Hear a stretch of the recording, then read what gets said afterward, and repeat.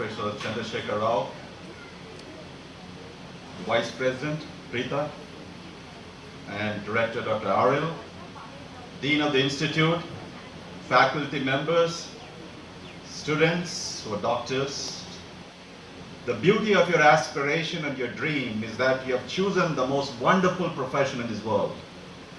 There is nothing more better. I'm so sorry that whoever is in other professions, my dear apologies.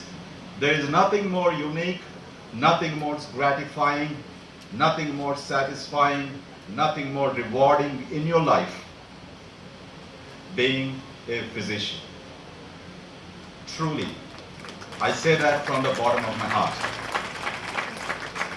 In America, for the past 15 years, every year there's a national poll with regards to which is the best profession. I tell you with all honesty, every year medicine has been chosen as a #1 profession. 15 years in a row, consecutively, they have voted for doctors, they voted for the medical community to be the pioneers, to be those who are saving lives and helping citizens. You're all graduating here from India, correct? So we have now today so many colleges, thanks to our government, which has given opportunity for so many citizens. When I went to medical school, the competition was so intense. There were 2 to 2.5 lakh people competing for about 300 seats in those days. Then we went for post-graduation. There were barely 2 seats in medicine and 2 seats in surgery. But the whole game has changed now. Opportunity has been created by institutions like the Mahaveer Institute of Medical Sciences and several others across the country, because there was a dire need of healthcare workers, of which physicians constitute a significant number. For years together we have heard India is way back, probably second or third from the bottom when compared to or asked of WHO physician-patient ratio. We are way out there, nowhere in the reckoning. The Ministry of Health, Welfare, or MOWH in this country has just declared in April that ratio is now 1:850. The required WHO statistic is 1:1000. It is somewhat hard to believe for me. It is truly less than 1:1000, but they have also included the Ayurvedic doctors and the Ayush doctors, 6 million registered doctors in this country. So we have a long way to go, taking into consideration 1.3 billion people. So what does this message imply? This message implies that the opportunities that exist for you all, probably without much competition, to further your careers, to further what you have decided to do in terms of taking care of those patients, to further your knowledge and your skill sets in life. And I'm sure many of you in this audience who are graduating today will be surgeons, will be physicians, will be cardiologists, gastroenterologists, oncologists. Some of you will be researchers, some of you will be innovators, some of you will choose probably healthcare and computer science together to design and participate in the changing world which is bringing in artificial intelligence in the management and delivery of patient care. This platform that was provided for you all is just the beginning. The world is unfolding for you. There is so much out there. So I would say that dream big and work hard. You will be one of those great persons in life, that you should never undermine your skill sets or your talent. I went from Hyderabad all the way to Houston, the largest medical center in the world. It was not easy. We had to make many barriers. We had to cross many borders at the end of the day.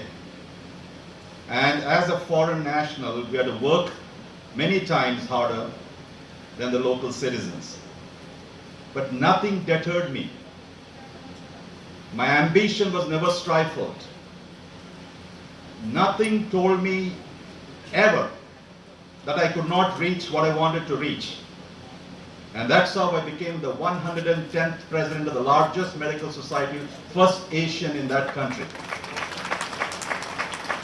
And I became the president of the Houston Academy of Medicine, first Asian. I broke many glass ceilings. My brown color did not deter me at the end of the day.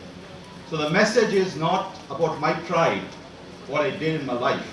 It is to you all. Everything is achievable. We behold the lives of people that we're entrusted with. Hence I say, small steps. Do not be in a rush. As Dr. Rao has clearly said this afternoon, that don't chase money. Easier said than done, correct? The temptation is so immense out there because 90% of the Indian doctors only want to become cardiologists, gastroenterologists, surgeons and whatnot. Because they feel that that is the best way to earn money. But I would say this, if you want to be that super specialist and a subspecialist or a surgeon, pursue that.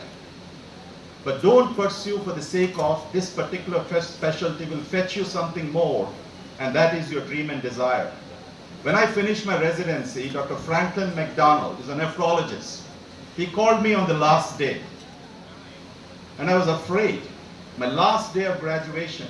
Why is the program director calling me? Am I not going to graduate?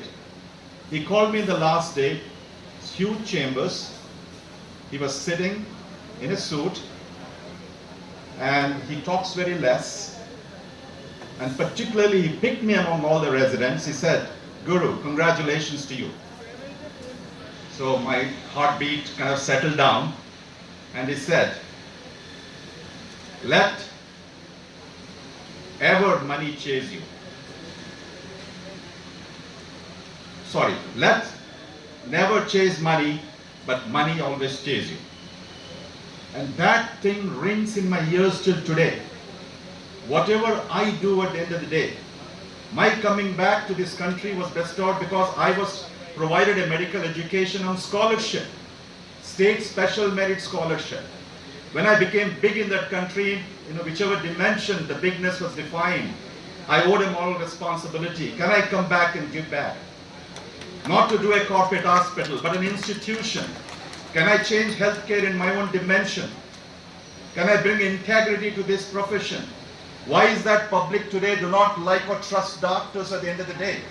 What has happened to this great sacrosanct healthcare field when we were revered as next to God? What has happened all these years? Where is this profession going? So this agony was my inspiration to come back and see why can't we change a system that perhaps being perceived on the wrong side